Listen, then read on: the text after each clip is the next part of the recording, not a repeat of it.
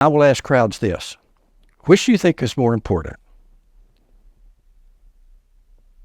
More positive thinking or less negative thinking? And I say, this is not a trick question. And I'll let them wrestle with that for a little bit. And for the group that we're talking to today, it's a very provocative question. Which is more important? Where do you get the most mileage?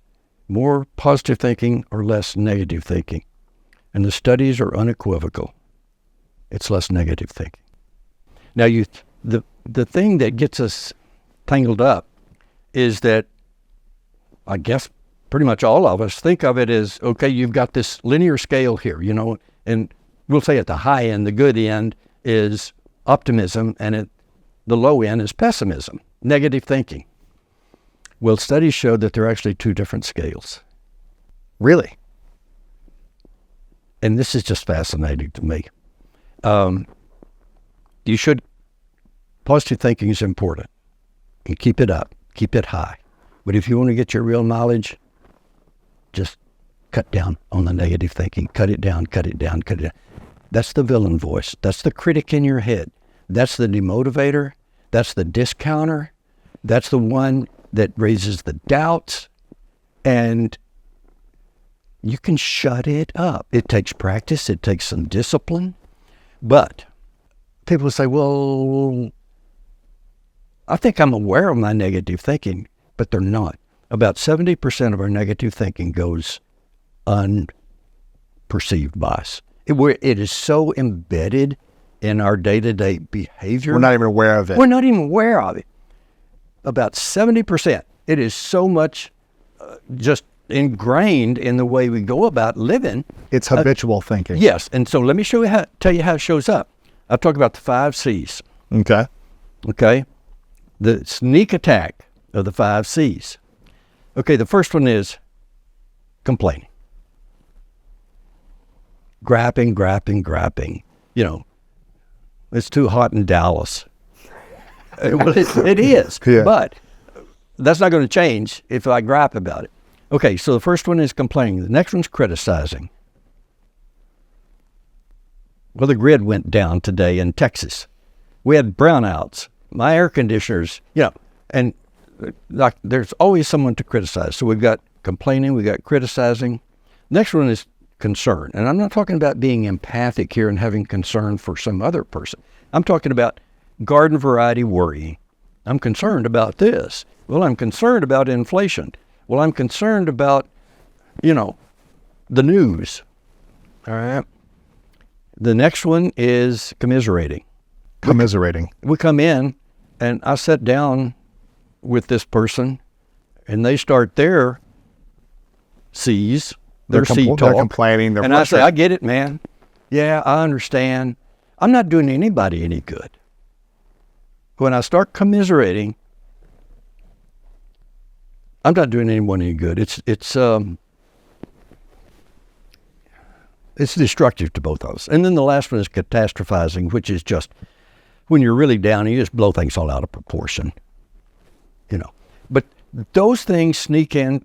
If you start watching people, watching ourselves, how much we do this, and of course, we're surrounded by so much negativity. You go, you listen to the news, you get on social media, and on and on and on.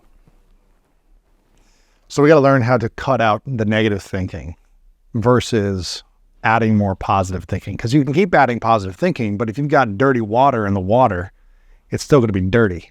So you got to remove the dirty, the challenging thoughts to have more pure energy, cleaner energy that can make you more effective, more efficient. Beautiful, yeah. Now, here's what's interesting. So we're talking about making a quantum leap. We're talking about change. And really, if you said, what are you all about, Price? What, your life, where did you point yourself? Well, I just got caught up in positioning people to do more with themselves. There's so much out there, and people have so much potential to do things with themselves. Let's arm them. Let's position them to do what they can do with themselves. you said there was two different scales. One is about optimism and pessimism, essentially, right? Is that what the two different sides of the spectrum? And you were saying that if we want to increase our confidence, if we want to increase our belief in self, one of the things that we can do is start removing pessimism, negative thoughts, negative thinking from our life. But a lot of people might say, well, Price, that's great and all, but that just sounds a little too woo-woo-y. That sounds a little too fluffy for me. Just be more positive, think more positively. Is that really going to help me create more quantum leaps?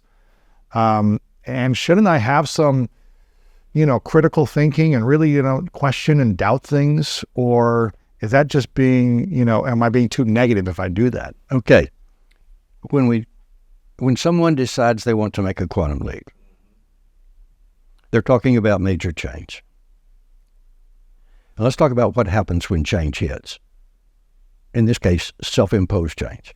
Now, I've seen this for decades in organizations where it's major change. You're being acquired. You're being merged. You're being downsized. You're being restructured. Okay? And so it's self-imposed when we're making quantum leap. But the same dynamics come into play as when the world, our world, the company we work for or whatever, the organization that we're stuck in, all of a sudden takes a hard right turn. So here's what happens when change hits. The first scan is for danger. That's how we're wired. Danger. Whenever there's change, it feels like there's danger. Yeah. What could go wrong here? How could I get hurt in this deal?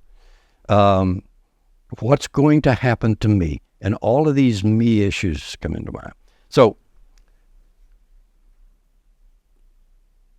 who was it? John Dryden said, self-defense is nature's oldest law. And so our defense mechanisms come into play.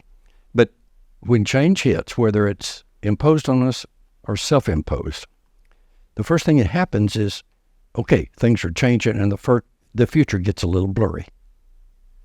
So we got a new dose of ambiguity and uncertainty. Okay? And people vary greatly in their tolerance for ambiguity. The second thing that happens is the trust level drops in an organization. You're going to change yourself, make a quantum leap, the trust level in yourself drops too. The villain voice goes crazy with that. So we got the ambiguity and uncertainty, the drop in self-trust, and then self-preservation takes over as a driver of behavior.